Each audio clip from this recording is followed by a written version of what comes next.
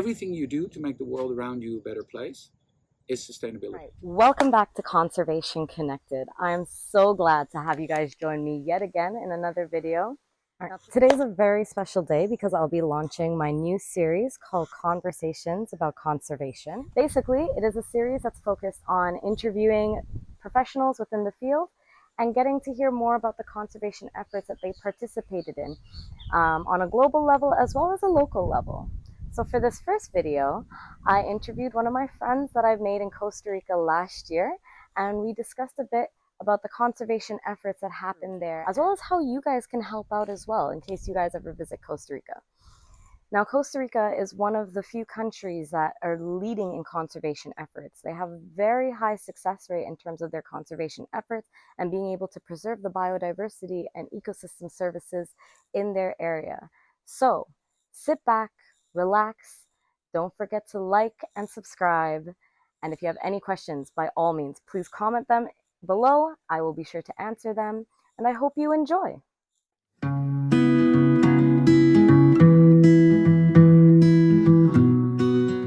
My name is Ernest Minima. I'm originally from Holland. I've always been fascinated by forests, and tropical forests. As a little kid, I was fascinated, and that kind of made my big dream to go to the tropical forest. And my occupation, I would say, I am a environmental educator and a field technician. I really love my gear and stuff like that. So those are the main two things that I do and have done in my life. Costa Rica is a beautiful country, and I think the conservation mindset as a result of ecotourism, because I think that's really important, has become something that is ingrained in Costa Rican people, in the culture. They're very proud about their own backyard. I remember the Brazilian president one day saying, like, we got to take care of our own backyard, when he was talking about the Amazon. He was one of the better presidents. I don't remember who it was. And but because the United States has started wars for less, and I really liked that attitude. It's our backyard, we got to be proud of it. And Costa Rica has that feeling.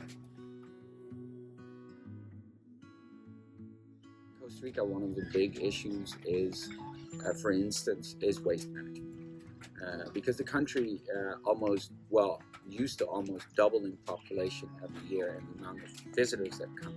The infrastructure for waste management is really bad here.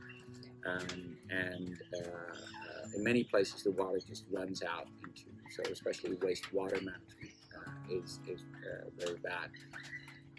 So there is a lot behind the scenes that is not good about it. There is also a lot of ecotourism entrepreneurs that say they are, and actually don't really have an idea what they do. So what I think about that is that it's good that we paint a nice picture for the rest of the world, but I think people should be aware of the things that also go on behind the scenes. I think in Costa Rica, it is one of the things is that it is hard to find somebody that lives in the countryside that is not aware of the importance of conservation. I think that is a very big thing, and I think that has to do with a certain level of welfare.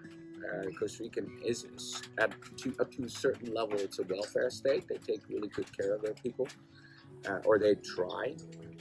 Aside from all the corruption that is, in most governments, but I've noticed that in many other countrysides where I work, especially when you go really off the beaten track, where tourism is not a big thing, these people are just busy surviving.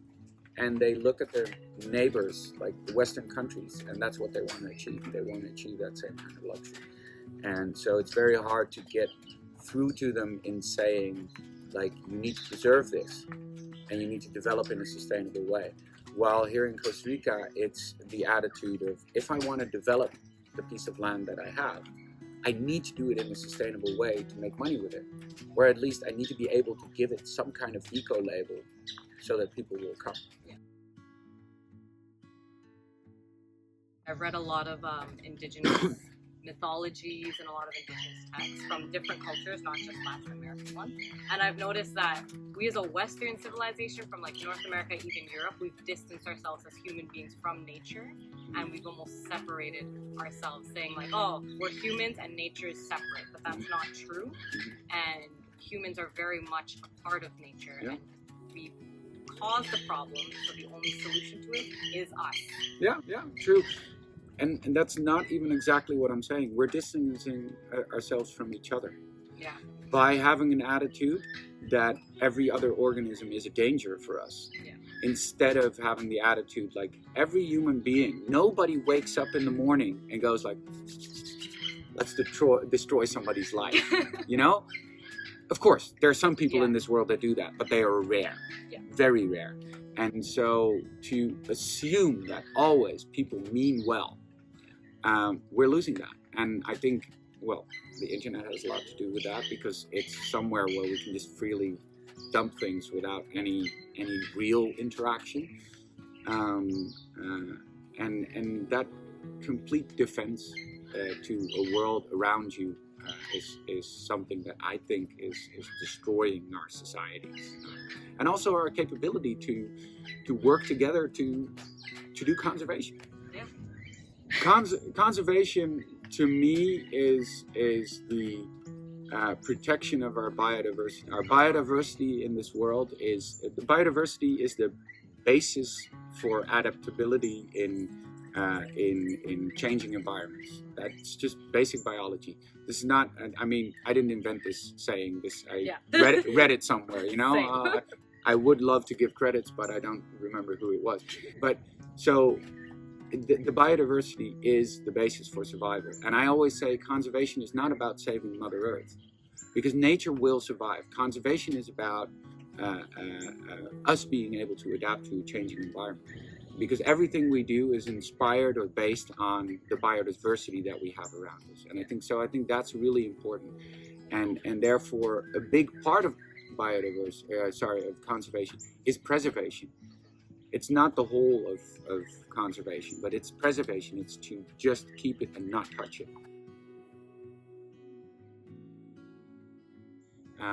There's two thoughts that you got to keep in mind. If it's easy to get, it's not sustainable, right? Yeah. If it's on the click of a button, it's not sustainable. Every click you make uses energy, right? So if it's easy to get, it's not sustainable. And if it is produced in an area wider than a certain circle that you draw around your house, let's say 100 kilometers or something, which in Holland is a lot of distance. Yeah. If it's produced wider than that, it's also not sustainable.